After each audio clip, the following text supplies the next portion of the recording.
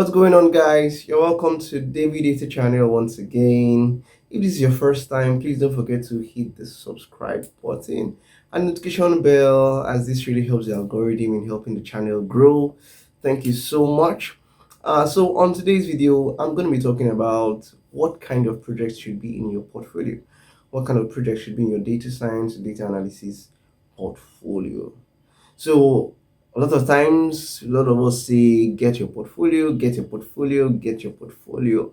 But the portfolio is just a bag that carries your projects.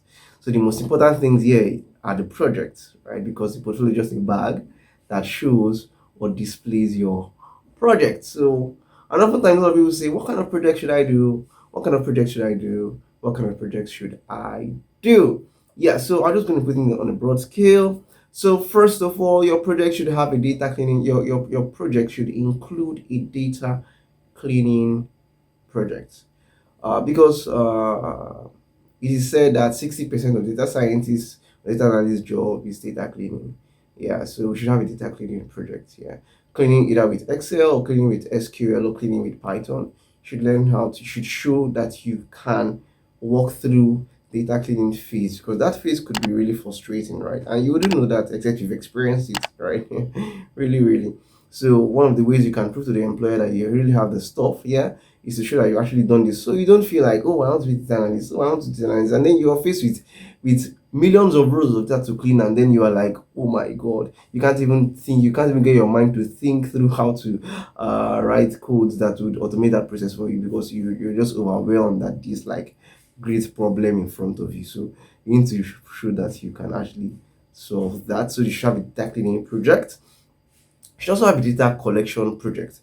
What I mean by data collection project, so you should have a project that shows how you can scrape data from a website, whatever, wherever you want to get it from, scraping the web data and then cleaning it. So scraping should come first, like you scrape data and then you clean it. So they're like parts and parcel, but then show that you can actually get the data you need to solve a particular problem, because oftentimes the data you need may not be available at the time, and then it may be available somewhere else out of the organization or away from your clients. So it's up to you to scrape this data to use it for the problem solving for your clients or for your organization. And so after data scraping is data cleaning or data transformation, which I've talked about, and then you have to do a project on data visualization. This is you building reports or dashboards using your BI tool of choice. Could be Tableau, could be Power BI, could be any tool that's fun that picks your fancy. But anywhere around Power BI, Tableau really works for anyone out there. So you want to do a project around data visualization, as it's important to show to your employer that you can tell a story with your data, and then you could build tools. You can tell a story with your data and build a dashboard that could interpret your insights for your viewers or your audience to get out from the dashboard.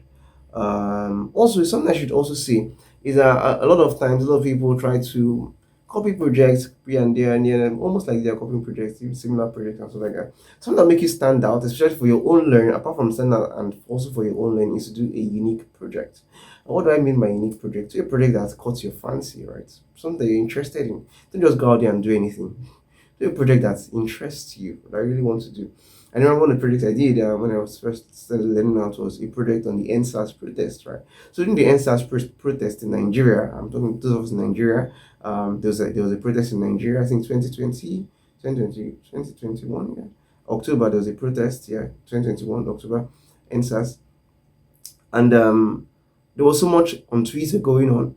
And I loved the fact there was so much work. And at that point, I was learning about natural language processing, NLP, how to use these things. And I was really excited about like the sentiments of the words, so many words on Twitter about NSAS hashtag. And I was interested in that project, yeah. So I decided to do a project on NSAS tweets.